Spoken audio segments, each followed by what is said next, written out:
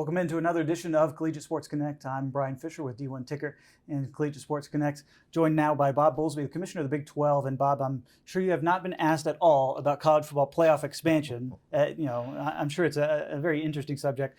What is the status in coming out of those meetings in Dallas? Is it kicking the can on the road to January, or can meaningful progress be made between now and then? Well, we aren't going to meet again until January 7th, so the likelihood of anything breaking between now and then is not very high. But we have continued to knock off the issues, and I think probably the reason we chose to continue to move ahead the last time we were together is because we felt like collectively we had made some progress. And if we get to the point where we can't make any progress, then I think that'll probably be a signal that we need to stick with the status quo. But until that happens, we'll keep trying to advance the ball if we possibly can.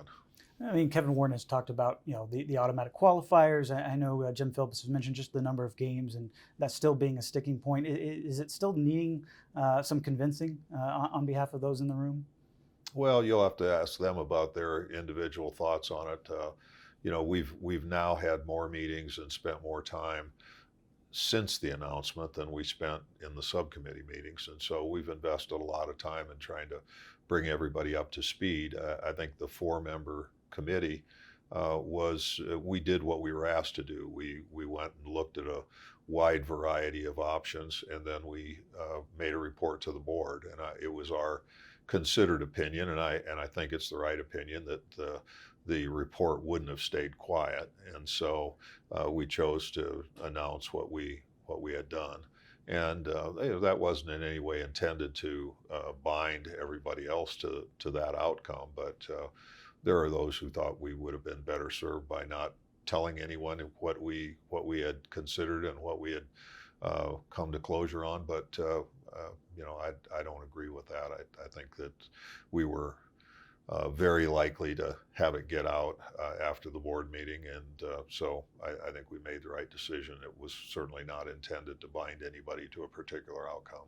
I know Bill Hancock has spoken a little bit on the issue, but do you feel like if there's no deal reached in January, that you're basically looking at year 13 and what the playoff exists after the contract? Yeah, I think that's right. I mean, the playoff really doesn't even exist after year 12, because what binds us together is the 11 signatures on the TV contract and on the bowl contracts, and so we could start all over. But if we are going to have to start all over, that process is going to have to take place in the next 18 months or so, because you can't wait till after year 12 to do that. So whether we continue to make progress and get to an end game now, or whether we wait another 18 months and start it all over again, we don't have a lot of time either way.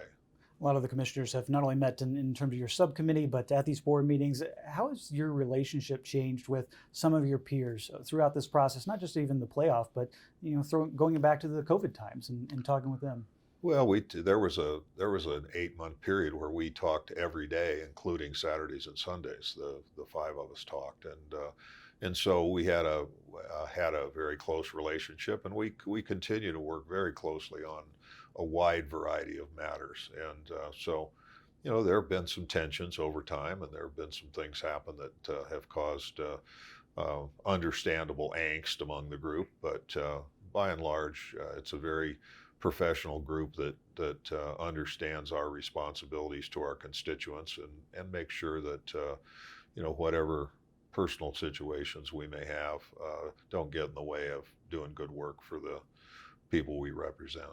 You just released your football schedule for 2022. Oklahoma and Texas were on it. I know they've publicly insisted that 2025 is the date of their departure, but have you had conversations with them about possibly leaving early, or what's the status on that? Haven't had any conversations on it at all, except to have them say that their intentions were to stay with us until June 30th, 25, and so that's what we're proceeding on. And I mean, there will come a point where they have to formally give notice to the conference. Yeah, there's an 18-month notice in our bylaws, and so we would expect that that'll happen in December of 24. I mean, I know it's been difficult a little bit. I'm sure probably a bittersweet almost seeing the playoff rankings release and seeing Oklahoma State miss out probably by an inch or two at your thrilling title game. Is bittersweet though, knowing that you do have Cincinnati and they made the playoff and they are coming into the league? Well, it was a little bit of an odd year for that reason, because obviously I kept my eye on Central Florida and Cincinnati and BYU and Houston, and it's UCF had a lot of injuries this year, and some untimely things happened to them. But generally speaking, our new members really competed well, and they're good broad-based programs, and it's always a little bit bittersweet when a team has a good season and then misses out on the playoff. And it's arguable that Oklahoma State might not have made it even if they had won. But it would have been interesting to see how the committee dealt with Cincinnati, Ohio State, and Oklahoma State in the end for that fourth spot. But didn't occur, and Cincinnati's certainly deserving of being there. It's hard to go through the regular season twice without a defeat, and that's what they've done. How much of the conversation is there with those schools that you invited throughout the year? I mean, it's not just one big announcement and then you'll see them in 2025. Yeah, we're in touch with them. Well, not daily, but Right. certainly weekly. And our four new members all attended our AD meetings here in Las Vegas, and so we're in constant contact with them, and we're beginning the process of acclimating and beginning the process of scheduling. And so it's we don't know for sure when we know BYU will come in July of 23, but the other three have said not later than July 1st of 24, and so the official date hasn't been determined yet. So there's some measure of planning that we can't do until we know that, but we've been moving ahead to acclimate the new members, and it's interesting because we have some meetings with the 8 continuing members, we have some meetings with the 10 current members, we have some meetings with the 8 plus the 4 new, and then we have some meetings like the ones we had recently where we have 14 in the room.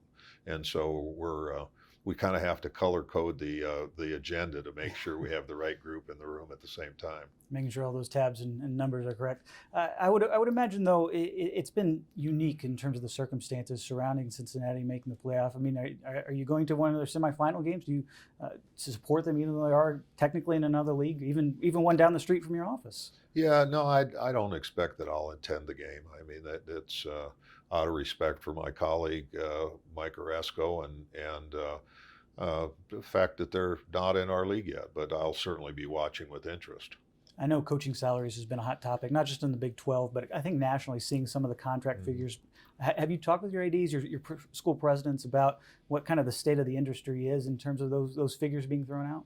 Well, I think everybody's concerned about it. How would you not be concerned about it? It doesn't seem that there's any top end that is any sort of barrier. People keep paying more and more and more. And for 30 years I've been hearing that the athletics model is not sustainable, and yet we always seem to find the money to come up with to pay coaches or to build buildings or to do the things that we thought we couldn't afford. I do think there is getting to be a bigger delta between the have-nots and the haves, and probably just like our society in this country, the vast majority of the wealth is being centered in fewer and fewer people, and the same thing is happening with athletics programs. There are some that are where the rich are getting richer and the poor are getting poorer, and that's probably not a healthy environment, and it may not be a good long-term environment particularly, but we continue to forge ahead, and we continue to have good competition. When you see a championship game like the one we had last week, 2 great universities competing and coming right down to the wire, you look at it and we've got a full stadium, and you wouldn't think there was very much wrong with intercollegiate athletics, but we've got lots of challenges. I know Mark Emmert has said that is the market. It is the market dictating some of those salaries. But is there anything that truthfully could be done? Is moving the early signing period back? Is it adjusting some dates? Is there anything you think your schools would suggest in terms of making changes to make things maybe less pressure packed? Well, it's I think you can almost always count on people acting irrationally when the pressure comes up. It used to be the old joke that if the football coach is ahead in the fourth quarter and moving the ball, he can't be fired. But it's gotten to almost not be a joke. It's people are being fired mid-year, and with recruiting being identified as the rationale. And I don't know that the early signing date is necessarily the epicenter of cause on that, but it probably contributes to it, and I think that's why it'll get looked at. I was chair of the Football Oversight Committee when we put the early signing date in, and it was an accommodation to student athletes and their families. They wanted to be able to get the recruitment process over. So I think we owe it to student athletes to go back to them and ask them, do you want us to change this? Do you want us to move another date later in after the first of the year, or do you want to move the second signing date later? I think we got there because of feedback from student athletes and their families, and we need to go back to them and see if they still feel the same way. I mean, is it possible even earlier than December? I mean, I know that the recruiting calendar has advanced. There's been talk about not having any signing dates, just anytime after the 1st of October or 1st of September you want to sign, go ahead and sign. But that puts a lot of pressure on programs to have official visits during games and things like that. And so, it's for every action there is a result. And you do one thing, certain things are going to happen. You do something else, other things are going to happen. So I don't know that there's anything ideal, and I don't know that there's anything that's perfect for any one group of schools, but we owe it to ourselves to keep looking at it. It's going to be a busy January for you. You start with the Sugar Bowl, you have the NCAA convention, you have the playoff meetings like we mentioned.